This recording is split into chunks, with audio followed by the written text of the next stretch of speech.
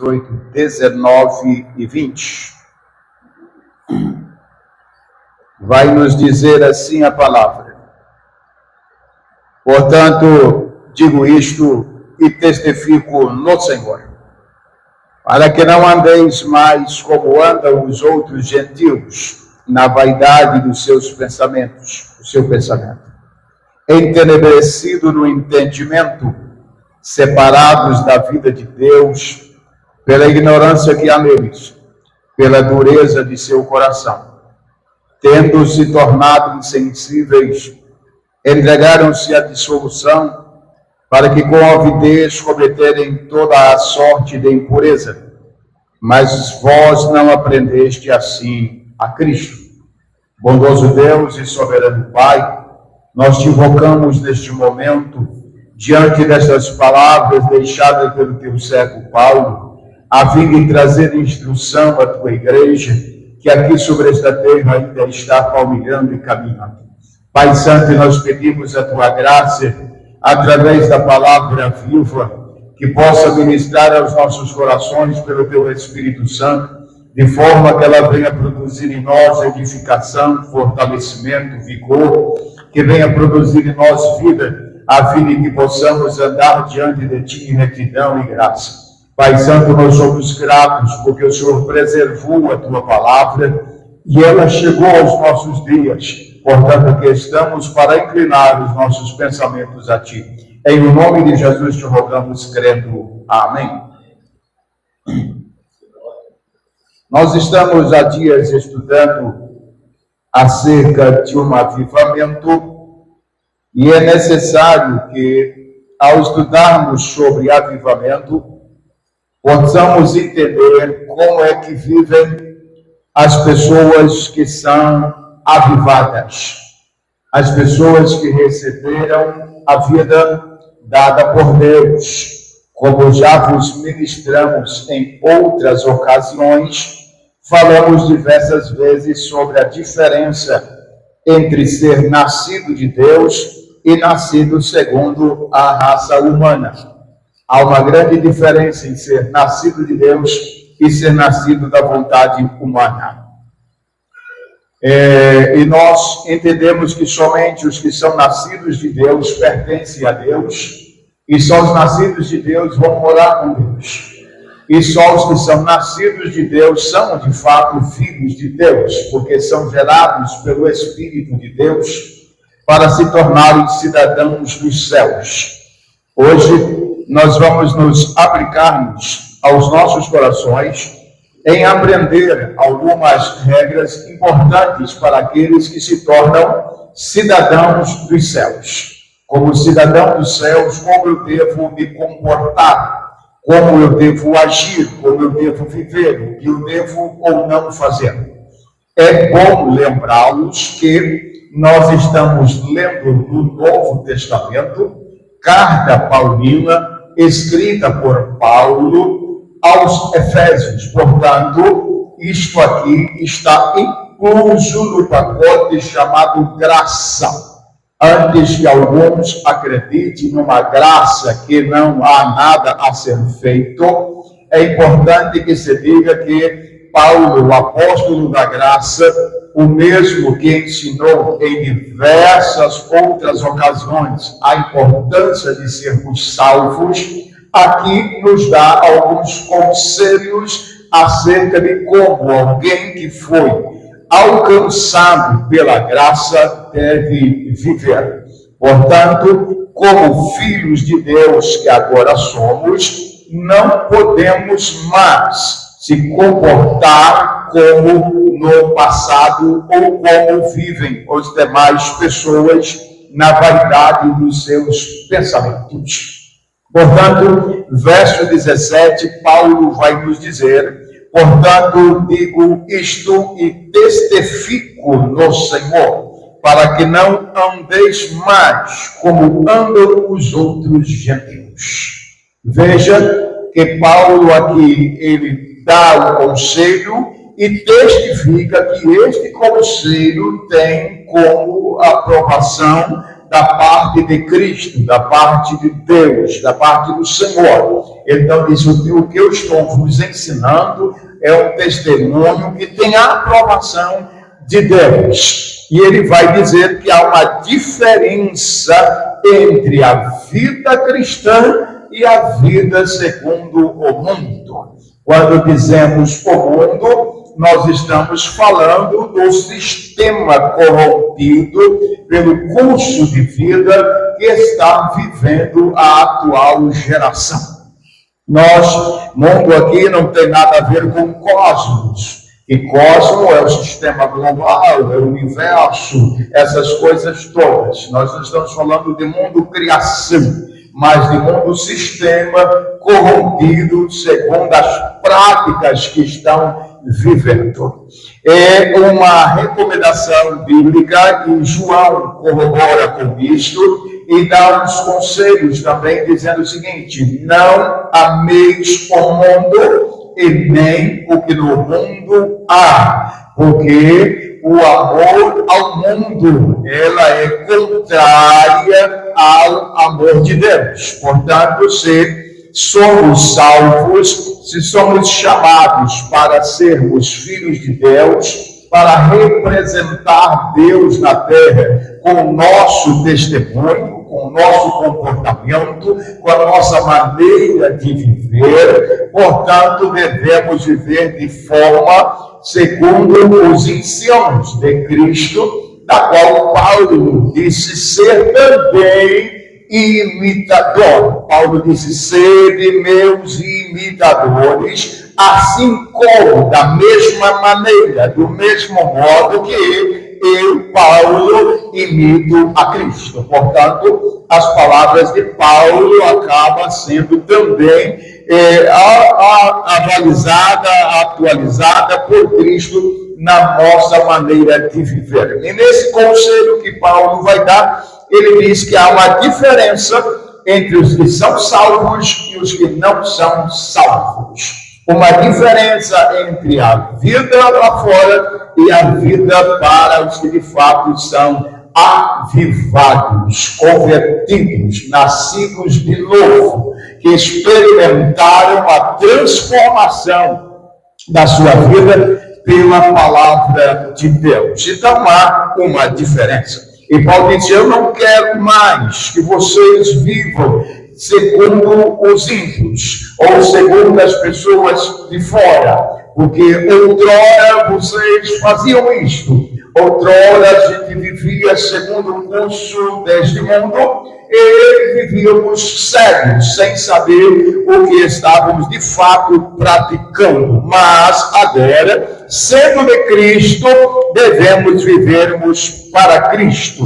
E ele vai dizer, não quero mais que vocês andem como andam os outros gentios. Quando ele diz outros gentios, é porque nós também somos gentios, porém, gentios convertidos. É bem verdade que o judaísmo, que é pertencente a Israel, os judeus, eles rejeitaram a Cristo, mas a rejeição de Israel não fez dele excluído da bondade de Deus, porque Deus fez promessas a Abraão perpétua por toda uma geração. Ainda que Israel esteja vivendo um momento de rebeldia, um momento de não andar segundo os ensinamentos de Deus, isto não deixa de ser o povo escolhido por Deus. Mas nós não somos judeus, nós somos igreja.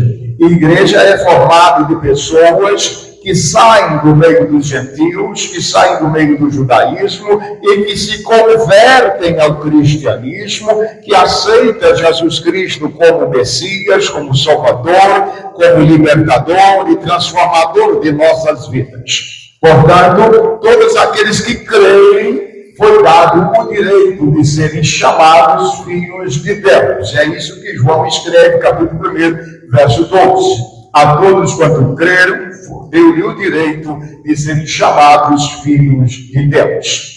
Então, quem são os filhos de Deus? São pessoas que saíram do meio dos gentios, do povo gentílico, e saíram do meio do judaísmo e creram na palavra. Quem são pessoas, por exemplo, que saíram do judaísmo e vieram para a palavra? Nós temos Paulo, nós temos Pedro, nós temos Lucas, nós temos João, nós temos Marcos e muitos outros que eram judeus convertidos e que agora eram discípulos de Jesus e apóstolos do Senhor. Entendido? Pessoas que eram judeus convertidos. E nós somos gentios convertidos. Esta salvação que chegou até a nós, gentios, ela nos trouxe também responsabilidade com o reino de Deus. E Paulo nos recomenda que o nosso modus vivendi, ou a nossa maneira de viver, seja diferente dos demais gentios, daqueles que ainda não se converteram. E por que ele vai nos dar esse conselho? Ele vai dizer porque eles andam na verdade dos seus pensamentos. O termo da Bíblia, de edição contemporânea, ela vai dizer vaidade, mas Almeida e João Ferreira de Almeida, revisada, vai dizer na verdade dos seus pensamentos. Então nós precisamos entender aqui uma coisa.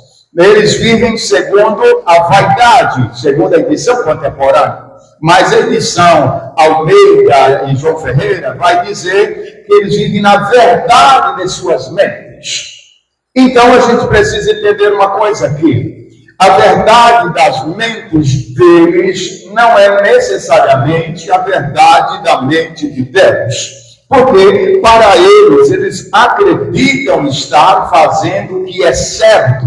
E esta é a verdade deles, e que eles apregoam a esta verdade, que eles são livres, que eles podem fazer o que quiserem, que Deus é que vai julgar eles, que ninguém tem direito de falar nada. E eles vivem segundo a verdade deles, mas a verdade deles, a luz da verdade de Cristo, é bem distante.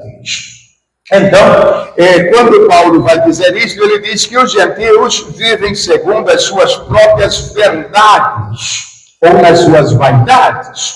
E o cristão, nascido de novo, chamado por Cristo para morar no céu, não pode mais viver segundo o que acha. Existe por aí um evangelho do achômetro, do achismo, que as pessoas dizem, eu acho que é assim, eu penso que é assim, eu acredito que é assim, e eles sequer sabem a verdade dos fatos segundo Cristo, mas segundo o que acham ser certo.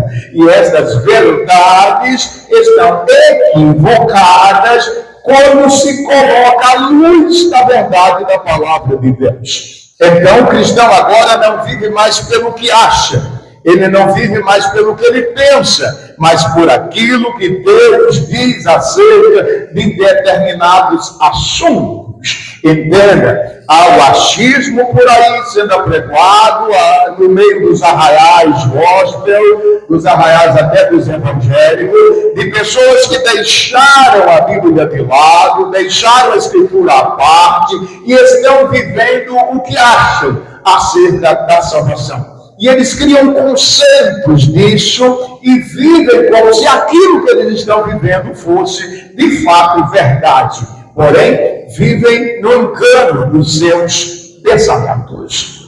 No termo da edição contemporânea, vai dizer na vaidade de seus pensamentos. E viver uma vaidade é viver achando que aquilo é correto, quando na verdade está fazendo algo errado. Viver nesta mentira que estão vivendo, nesta verdade deles e não a de Cristo, na vaidade dos seus pensamentos, eles se distanciam de Deus. Porque o Evangelho é para quem nega a si mesmo e passa a viver a verdade de Deus. E o próprio Senhor Jesus afirma: eu sou a verdade, e ninguém vai ao Pai, a não ser pela verdade do Pai, que é Cristo. Portanto, não é o que as pessoas pensam, mas aquilo que Deus diz que é determinante para você entrar ou não nos céus. Entenda isso. Paulo disse, já não mais vivo eu, mas Cristo vive em mim.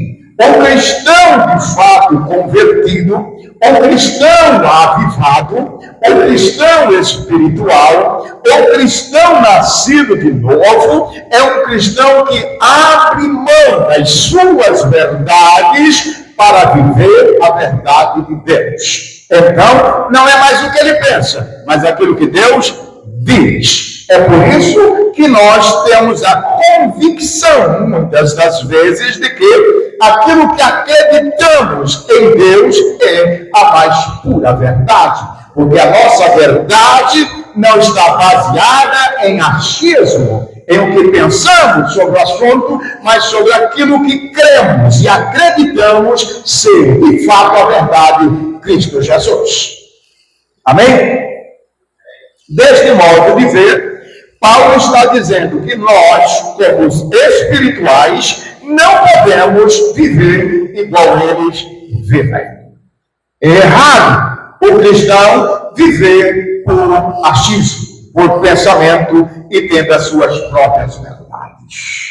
Há pessoas que até questionam a verdade, porque diz que a sua verdade não é a minha verdade, e cada um tem uma verdade. Ou seja, ele diz, olha, cada um crê do jeito que quer, cada um pensa do jeito que quer, cada um faz do jeito que acha que é certo. Porém, nada disso tem valor diante de Deus, porque diante de Deus, a única verdade que prevalece é a verdade de Cristo, é a verdade de Deus, a verdade pura. Por isso, Jesus falando com a mulher samaritana, ele disse, mulher, vem a hora, ele já chegou, em que os verdadeiros adoradores adorarão o Pai em espírito e em verdade, ou seja, na verdade de Deus e não na verdade dos homens.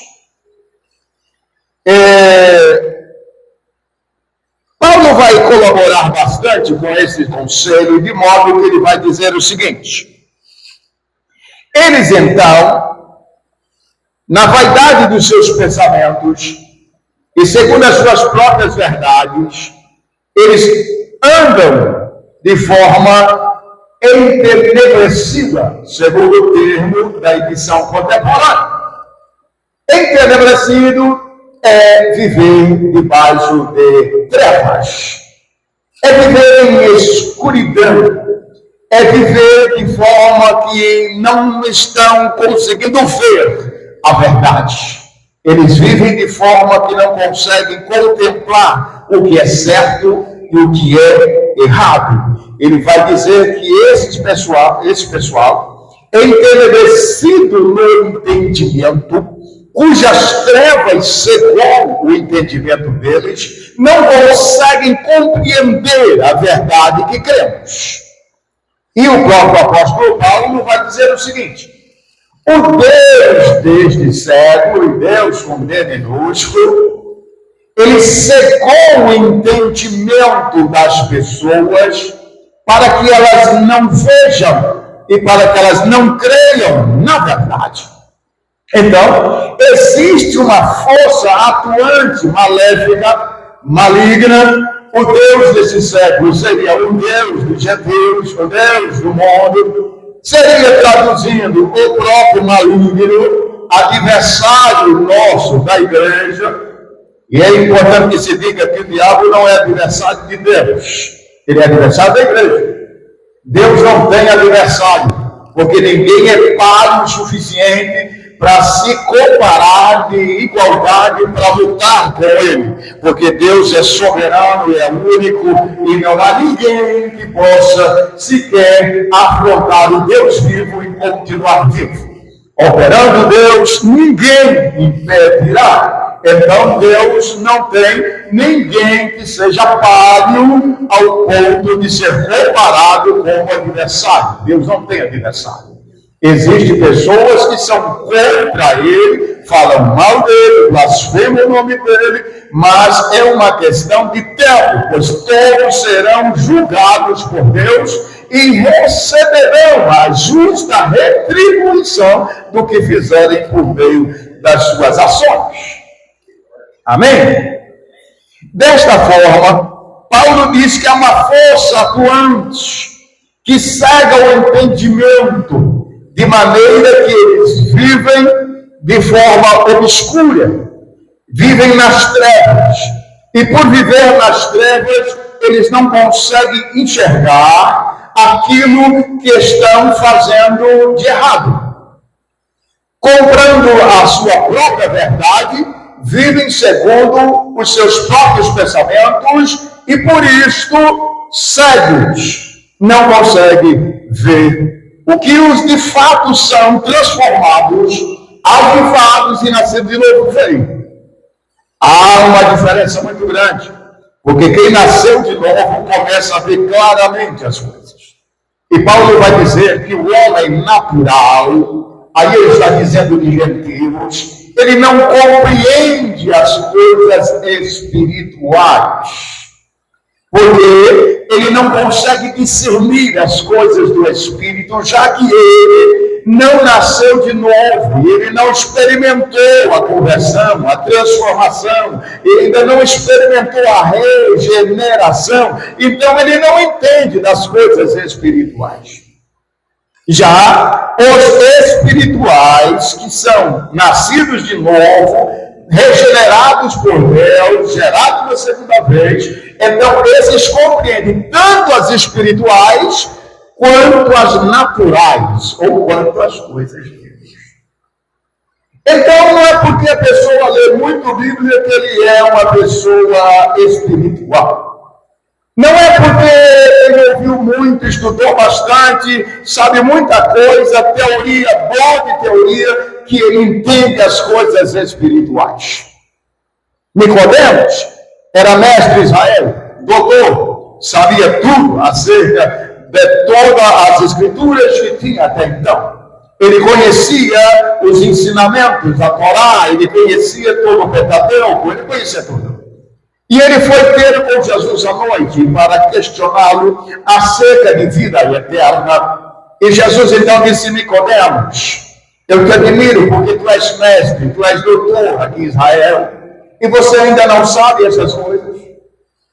Por quê? Porque Nicodemos era apenas teórico, conhecia a teoria, mas não conhecia a espiritualidade.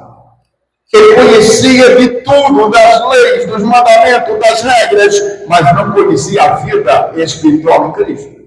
E Jesus vai dizer: Nicodemos, que é necessário nascer de novo. É necessário nascer de novo. E Nicodemos, como um homem natural, como um gentílico natural, ele vai dizer: como pode um homem voltar a um ventre materno e nascer uma segunda vez? E Jesus vai dizer: não é disso que eu estou falando, Nicodemos. O que é nascido de homem, o que é nascido da vontade de pai e de mãe, é uma pessoa humana, carnal. Mas o que é nascido de Deus, esse é espiritual. O homem natural não compreende as coisas espirituais.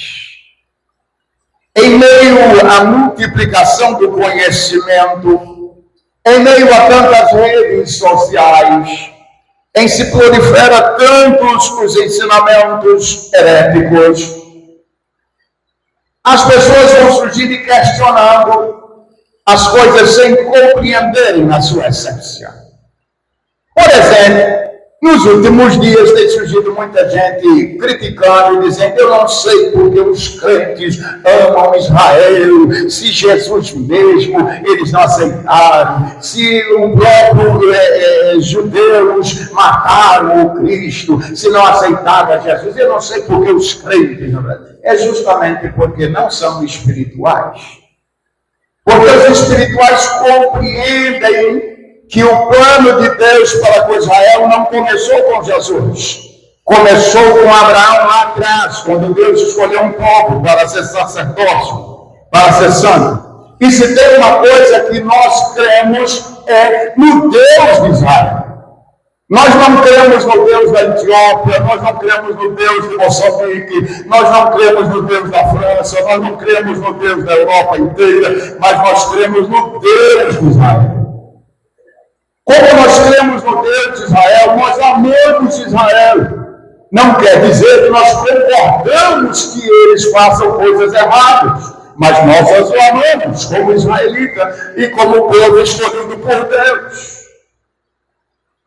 Então não é porque nós somos crentes e amamos Israel e nós somos cegos e não vemos as coisas, a gente vê.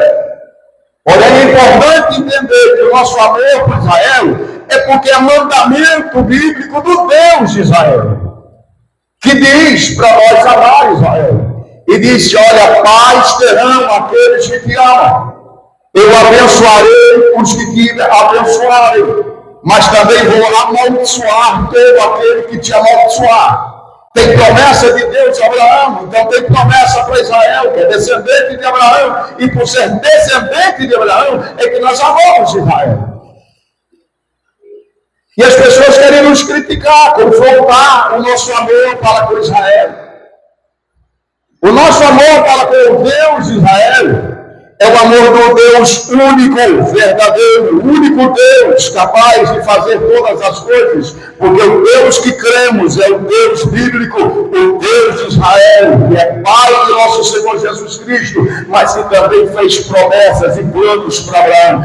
Deus tem formas diferentes de tratar os povos. Deus trata os gentios de uma forma sem Cristo, Deus trata a igreja de uma forma com Cristo, e Deus trata Israel de outra forma, porque Israel é povo da promessa. Ainda que eles estejam entenebrecidos nos seus pensamentos, nas vaidades dos seus entendimentos, todavia Deus fez promessa e as cumprirá, porque o Deus de Israel é nosso Deus. Amém? Compreendido? Quando você for afrontado, quando alguém diz, fica aí defendendo Israel, mas os próprios judeus não é cristianizado, os próprios judeus não são cristãos. Agora, é importante que se diga, hoje nós somos cristãos, somos cristianizados, graças à rejeição de Israel a Cristo. Porque se Israel não tivesse rejeitado a Cristo, nós não teríamos a oportunidade de salvação. Veio a rejeição por parte de Israel para que nós, gentios, fôssemos incluídos no plano salvífico de Jesus Cristo. Houve, sim, da parte da Oliveira, uma rejeição. E nós que nem éramos povo, nós que éramos gentios, entregue ao sistema, fomos alcançados ao Evangelho, ao cristianismo, graças a Israel, que é o sacerdócio escolhido por Deus para anunciar as boas novas ao mundo. Queridos, continuando o conselho de Paulo, ele vai dizer que as pessoas do mundo, as pessoas que estão aí fora, que não fazem parte do novo nascimento, são pessoas que estão vivendo em trevas. E não é isto que Deus quer para nós. Jesus chamou os seus discípulos e disse, olha, eu sou a luz do mundo, e quem vive por mim não andará em trevas. E depois ele pega e transfere isto para nós e diz, agora que vocês creram na minha palavra, me receberam, vós sois agora a luz do mundo. Então, nós entendemos que existe luz e que existe trevas. E os que são de Deus andam na luz e não nas trevas. Como cristão, como crente, como evangélico, como salvo que você é, você não deve mais viver nas trevas. Você não deve viver sem rumo, tateando, sem saber para onde está indo. Quem é evangélico de verdade, nascido de novo, ele anda na luz, e quem está na luz sabe o que está fazendo, não tropeça, e sabe para onde está indo, porque a luz ilumina o seu caminho, e ele sabe aonde vai chegar, porque quem anda na luz, anda de forma a entender e compreender aonde está pisando.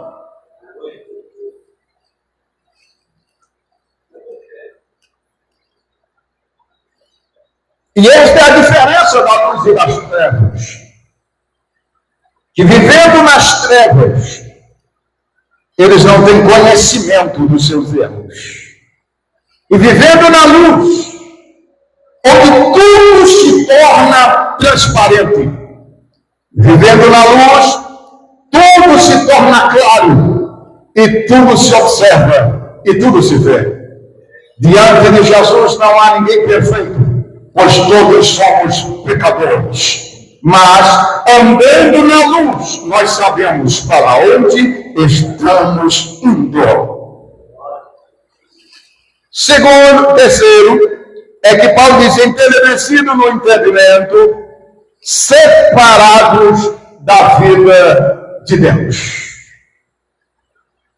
Então, não vai adiantar alguém argumentar e dizer para mim que a pessoa que ainda não nasceu de novo, que ela ainda não se converteu, que ela não saiu das trevas e veio para a luz, que ela ainda não experimentou a mudança, a transformação oferecida por Deus através de seu Filho Jesus. Que essas pessoas têm vida.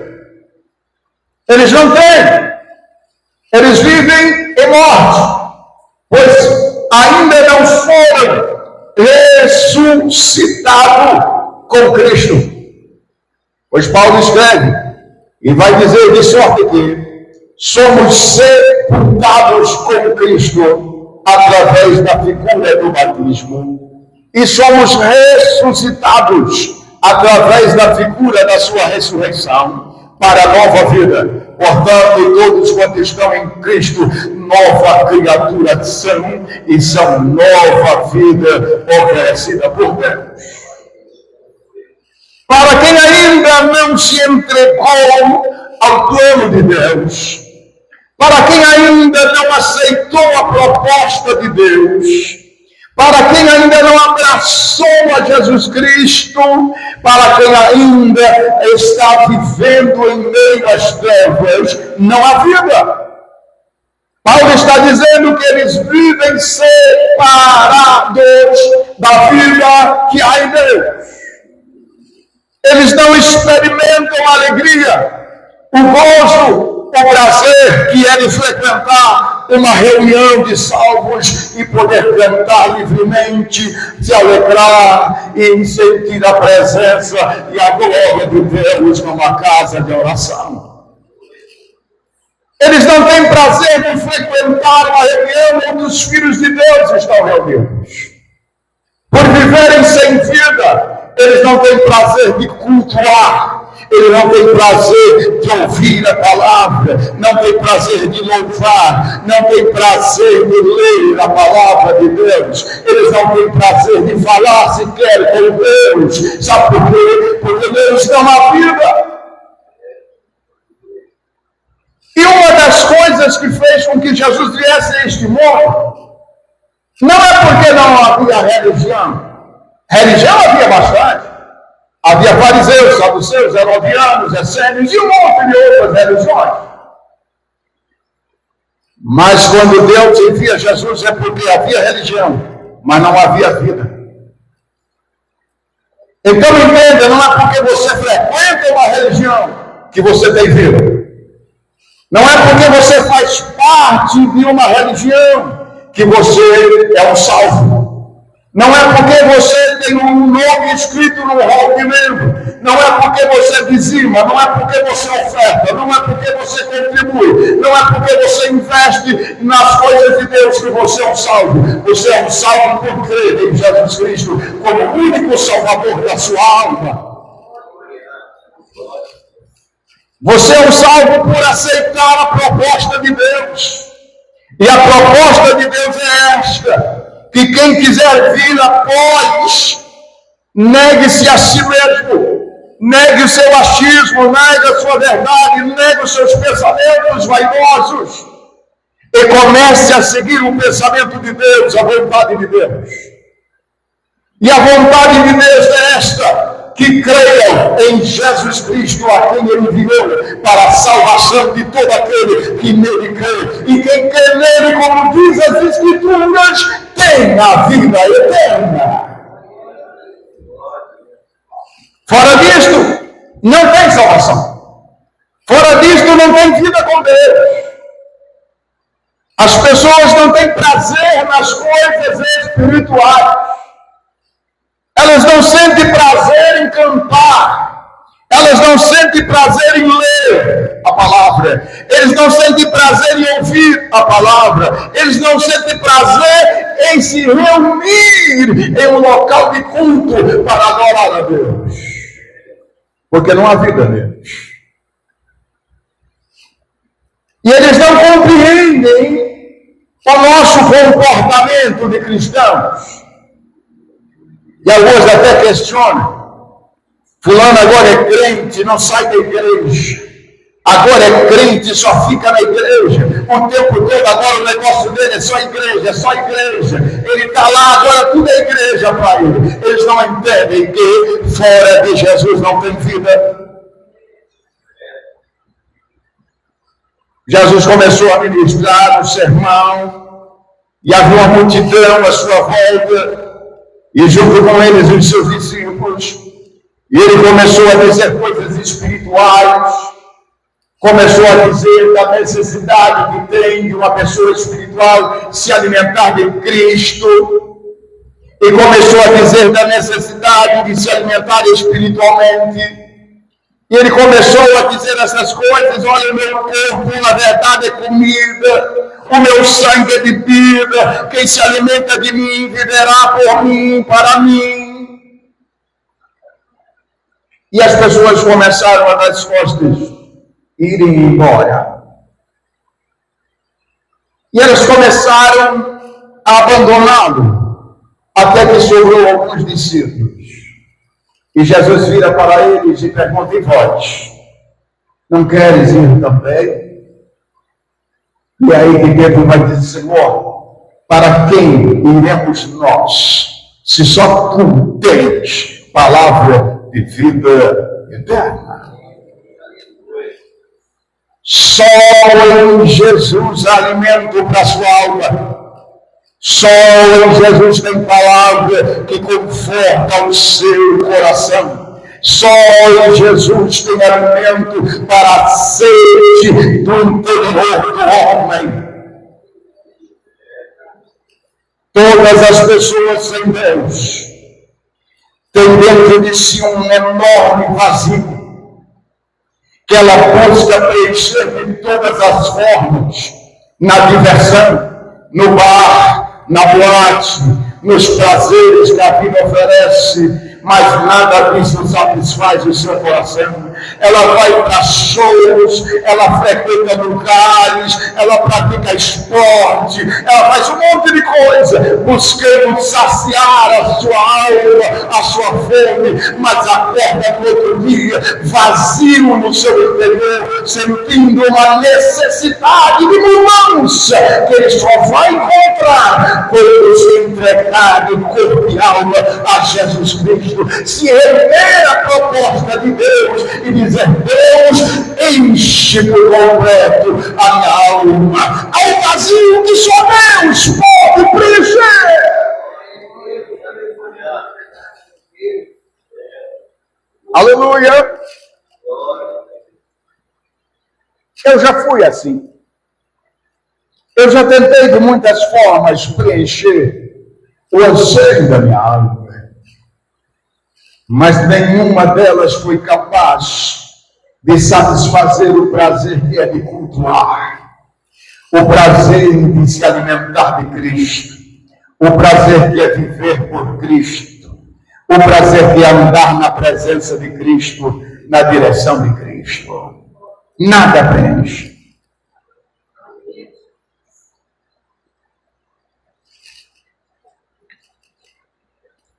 Paulo ainda vai dizer que, separados desta vida de Deus, eles fazem isto e vivem desta forma, segundo o texto que estamos lendo. Entenebrecidos no entendimento, o conselho de Paulo é que o cristão não deve viver na ignorância, mas no conhecimento da verdade. E parece-nos um paradoxo. É porque eles, vivendo na verdade deles, acusam os cristãos nascidos de novo de serem ignorantes. Eles dizem que nós é que somos ignorantes. Nós, os crentes, é que não entendemos a verdade, porque é a verdade deles. Mas quando nós abrimos mão da verdade deles para viver a verdade de Cristo, nós saímos da ignorância deles para viver a verdade em Cristo Jesus.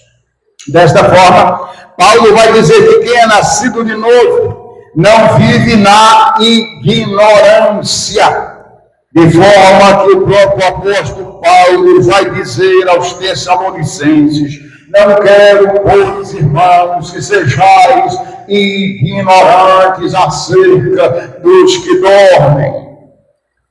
O cristão vive para Deus e não pode viver na ignorância, de não saber o que está fazendo, de fazer coisas erradas e de forma que não agrada a Deus.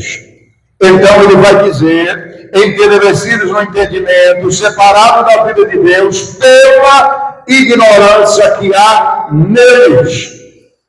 E isto é causado por dureza no coração. Toda esta maneira vã de viver, toda esta ignorância de viver, segundo aquilo que fazem, eles fazem isto por causa do chamado dureza de coração. E eles não vêm para o Evangelho porque estão com seus corações endurecidos, não são receptivos para com a palavra.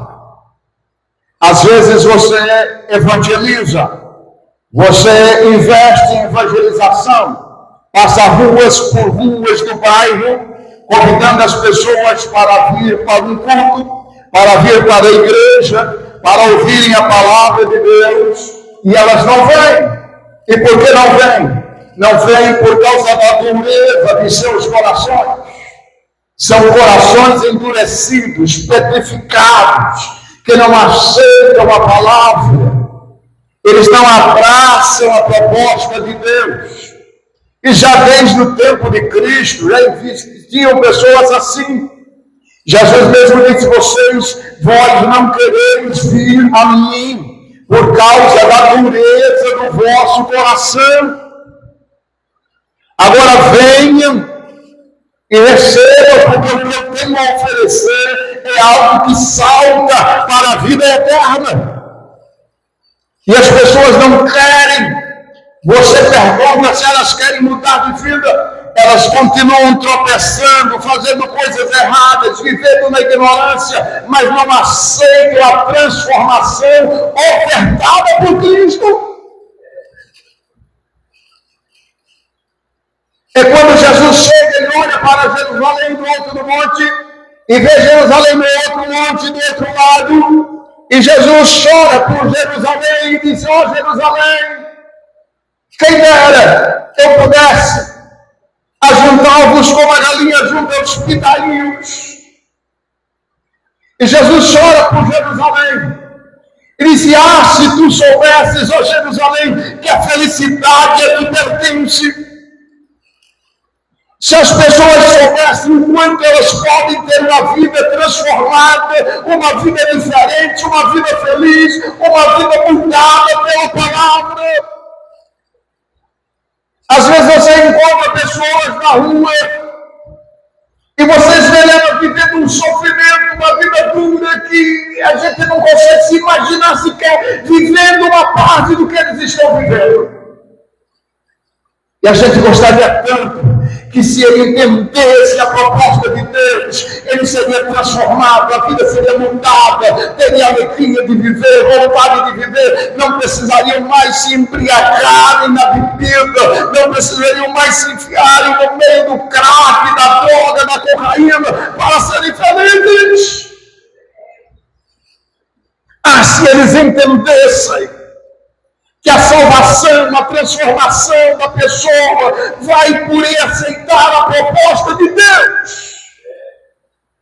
Quantas pessoas vivendo entregue à sua ignorância, mas não aceitam, com o coração endurecido, o coração petrificado, não aceita a transformação que Jesus oferece.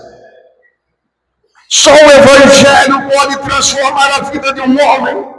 Só o Evangelho pode mudar a história de um homem. E Paulo está dizendo neste capítulo aqui de Efésios, que aqueles que experimentaram um novo nascimento, que nasceram de novo, que foram transformados, não podem mais viver segundo a ignorância dos pensamentos de um coração endurecido, que não são receptivos à palavra.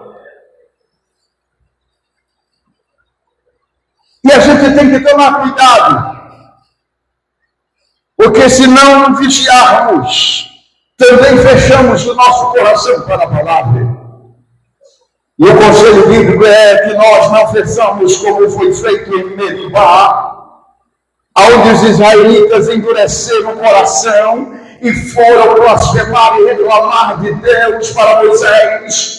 E Deus se irou com aquele povo, e Deus os tratou com rigor por causa do endurecimento do coração, porque eles tinham visto milagres, Deus já tinha feito transformação, Deus já tinha abrido rocha, dado água para aquele povo, e mesmo assim, vendo tudo isto, endureceram o coração. Como cristãos que somos, como transformados pela palavra, se não vigiarmos, se não pedirmos a Deus que renove o nosso entendimento todos os dias, que nos abra a compreensão da sua vontade, se endurecermos os nossos corações, viveremos crentes formais, crentes apenas de rótulo, de embalagem, frequentadores de igreja, mas não transformados pela palavra.